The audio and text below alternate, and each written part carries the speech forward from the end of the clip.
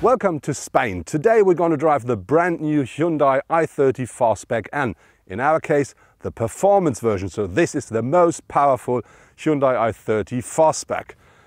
What it delivers, where it's weak, and most important, how it drives. Let's find out now.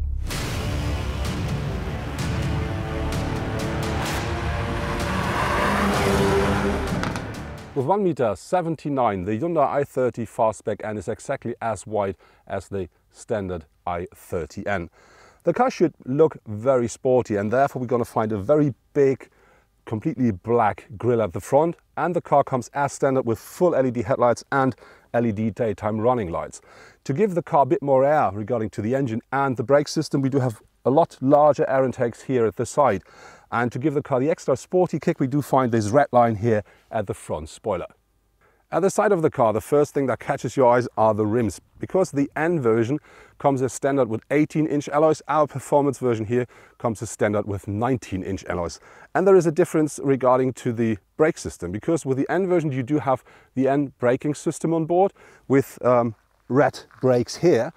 If you have the performance version, which we are driving, you're going to have the N performance brake system, and you will have a red brake system as well, but with the N logo on top. When you then look at the whole car now is 4.45 meters long, which means it is 12 centimeters longer than the hatchback version. And this with the same wheelbase, and very important, the car is about 3 centimeters lower, and that really stretches the whole car and gives them an extra sporty look.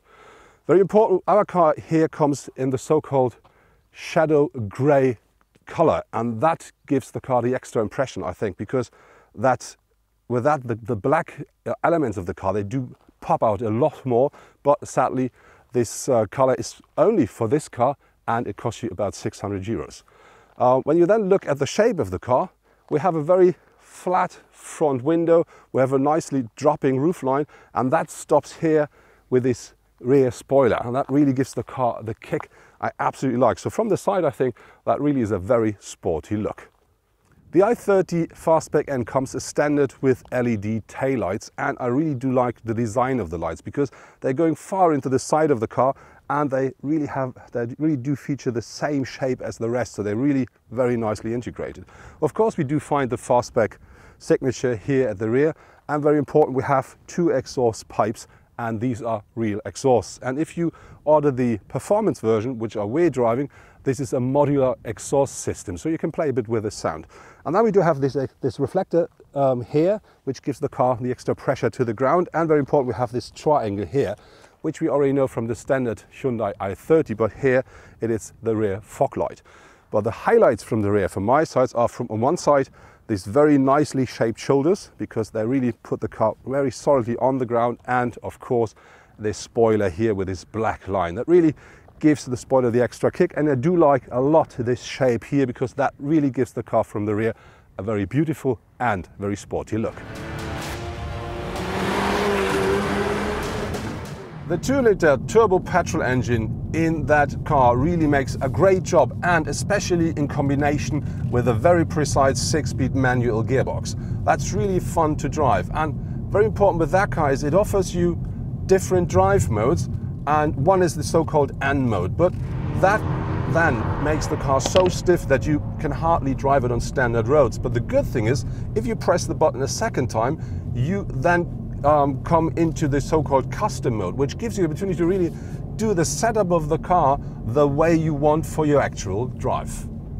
The i30 Fastback N comes with a 2-liter turbocharged petrol engine, and that features with the standard N version 184 kilowatts or 250 horsepower. The performance version we are driving offers 202 kilowatts or 275 horsepower. Both cars are featuring a maximum torque of 353 Newton meters, but very important, that car offers a so-called overboost function, which then gives you up to 7 seconds a maximum torque of 378 Newton meters. And that is enough for the car to have a maximum speed of 250 kilometers per hour, and the acceleration from 0 to 100 you can do with the standard N version in 6.4 seconds. The performance version does only need 6.1. The so-called rev matching function is not only a pleasure for the ears. because it automatically gives intermediate gas when switching gears to adjust the revs perfectly for the next gear. With this, every gear change works perfectly. But now I really want to have a look how quick you really can drive that car.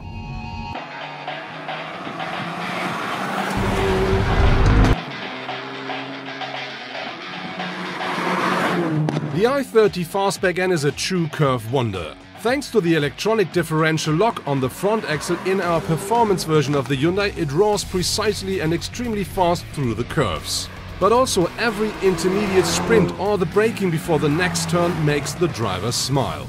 The seats of the car really offer more than enough support, and even though they're quite stiff, they're still comfortable enough.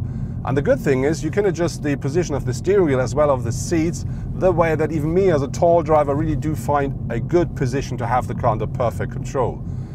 Regarding to my headspace, I have to say I have enough, but we do not have the optional sunroof on board, which costs you 1,100 euros, but that could really reduce the height a bit, so you better try that before you order it while choosing your extras. The basic equipment of the i30 Fastback N leaves nearly no wishes unfulfilled. For example, an active lane assist, a cruise control and a high beam assistant are always on board. On top, a launch control for the quickest possible sprint from 0 to 100 comes as standard as well. The i30 Fastback N really comes very well equipped, so it offers, for instance, a 8-inch touchscreen display here with a sat-nav on board and Apple CarPlay, Android Auto, everything as standard. But if you want to have the N performance data and the traffic sign recognition, you have to buy the so-called navigation pack, and that's gonna cost you 600 euros extra. Let's talk about materials and craftsmanship. In principle, I do think that I like the interior of the car. We do find loads of black, but we do have very nice red stitching here at the steering wheel and here at the gear knob. And very important, we do have red frames around these air outtakes here. On the other hand, we do find loads of plastic as well. So around the gear shifter, we do have plastic here. The dashboard, we do find plastic. In the door panels, we do find plastic. But on the other hand, that really makes the difference when we talk about price. The noise level inside of the car, I think, is absolutely fine for a sporty, compact car. But of course, this is completely changing when you push the N button here at the steering wheel, because then the engine really gives everything to give your ear something to listen at. Hyundai says the i30 Fastback N should take 8.1 liter as the standard version, 8.2 liter as the performance version in average per 100 kilometer driven, and that is regarding to the cyclist of WLTP. But we didn't manage to get that numbers. During our test drive, we used about 10 to 11 liters. But very important is if you drive the car really sporty, very quick, then you should expect something between 15 up to 16. The competitors of the i30 Fastback N are, for example, the Audi S3 and the Mercedes-AMG CLA 45. But both are significantly more expensive than the Hyundai. The Audi S3 starts at around 46,000 euros, and for a Mercedes CLA 45 AMG around 58,000 euros have to be paid.